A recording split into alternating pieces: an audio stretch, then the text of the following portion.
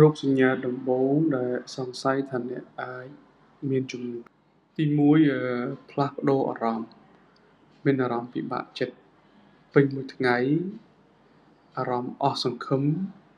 គិតតែខ្លួនឯងគ្មានបានការឧស្សាហ៍មួម៉ៅនិងខឹងច្រើនពេលខ្លះអារម្មណ៍របស់យើងប្រែប្រួលលឿនម្ដងពិបាកចិត្តម្ដងសប្បាយលែងចង់ធ្វើអ្វីទាំងអស់សូម្បីតែការងារប្រចាំថ្ងៃទី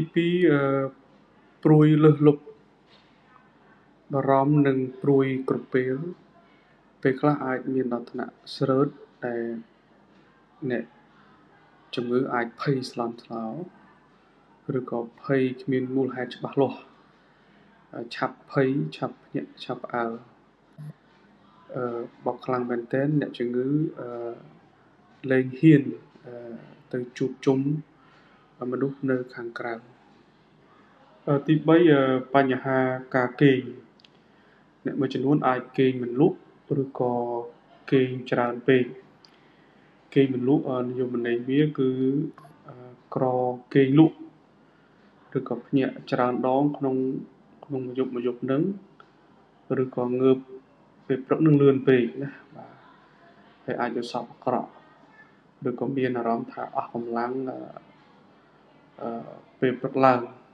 ទី4គឺថយចុះការផ្ចង់អារម្មណ៍ពិបាកផ្ដោតអារម្មណ៍ធ្វើអីមួយភ្លេចភ្លាំងច្រើនពិបាកក្នុងការធ្វើការសម្រេចចិត្តឬក៏គំនិតយើងរារែកឬក៏នឹងឲ្យសង្ស័យច្រើនទី5គឺផ្ដាច់ខ្លួនចេញពីគេឯងលែងចង់ជួបមិត្តភក្តិជិតស្និទ្ធសាច់ញាតិនឹងឲ្យចូលចិត្តនៅតែម្នាក់ឯងគ្រប់ពេលបាទសូម្បីតែសកម្មភាពឬក៏ចំណង់ចិត្តនឹងក៏គាត់លែងធ្វើដែរឧទាហរណ៍គាត់ចូលចិត្តបន្ទាត់បាល់គាត់នឹងគាត់លែងទៅឲ្យសកម្មភាពអស់ហ្នឹងលែងឲ្យគាត់សប្បាយចិត្តទៀតដែរបាទ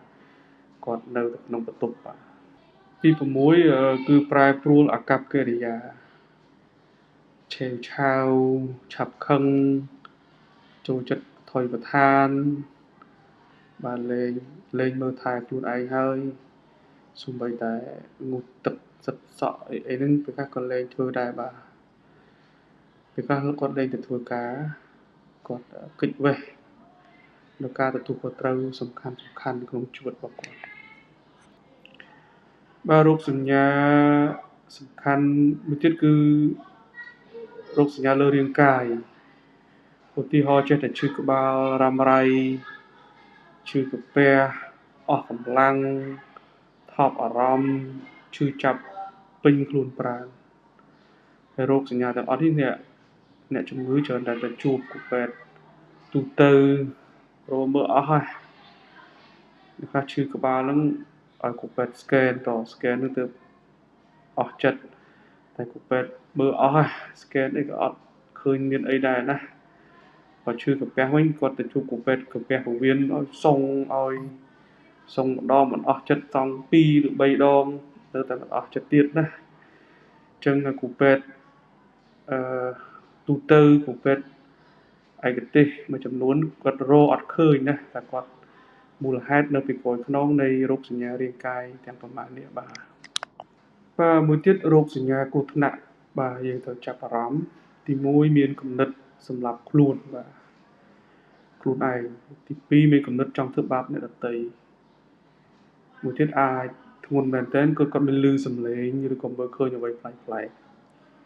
ឮសំឡេងនេះគឺឮតែឯងអ្នកជុំវិញនឹងអត់ឮទេបាទវង្វេងវង្វាន់លេះឡាស់រោគសញ្ញាមួយទៀតត្រូវឆាប់ទៅជួបពេទ្យប្រសិនបើរោគសញ្ញាដែលរៀបរាប់ខាងលើនឹងវាអស់បន្លាយលើសពី2សប្តាហ៍ឬក៏យូរជាងនេះប៉ះពាល់ដល់ការរស់នៅប្រចាំថ្ងៃទាំងការមើលថែខ្លួនឯងរហូតទៅដល់ការធ្វើការងារហើយខ្លួនឯងសង្កេតឃើញថាការៈនឹងកាន់តែធ្ងន់ទៅ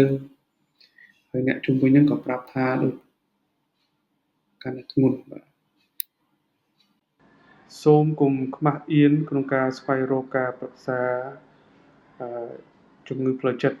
បាទជំងឺផ្លូវចិត្តអាចព្យាបាលបានឆាប់ព្យាបាលឆាប់ធូរស្រាលបាទសូម